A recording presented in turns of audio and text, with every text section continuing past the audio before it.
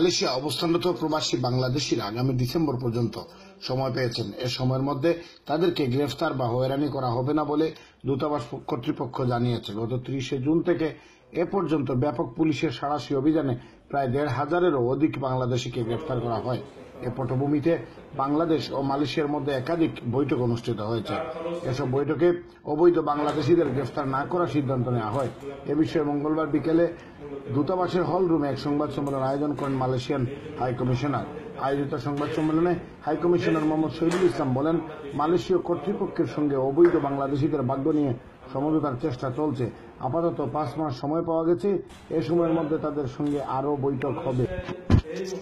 Malaysia অবস্থানরত প্রবাসী বাংলাদেশিরা আগামী ডিসেম্বর পর্যন্ত সময় পেয়েছেন। এ সময়ের মধ্যে তাদেরকে গ্রেফতার বা হয়রানি করা হবে না বলে দূতাবাস কর্তৃপক্ষ জানিয়েছে। গত 30 জুন থেকে এ পর্যন্ত ব্যাপক পুলিশের সাঁড়াশি অভিযানে প্রায় 1,500-এরও অধিক বাংলাদেশিকে গ্রেফতার করা হয়।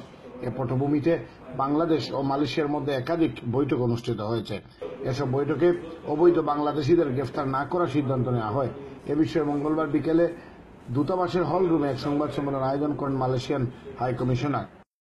পাসপোর্টের জন্য ফর্ম ফিল আপ করতে হবে, কোনো কাগজ অ্যাটাচ করতে হবে, এমনকি ব্যাংকিং সার্ভিস, ব্যাংক আমরা নিয়ে আসতে পারিনি, ব্যাংকিং সার্ভিসও আমরা এখানে নিয়ে এসেছি, যাতে একজন লোক তার বৈধ কাগজ নিয়ে কোনোভাবে দূতাবাসে এসে বসতে পারলে আর তার কোনো প্রকার ঝামেলা নাই, কোনো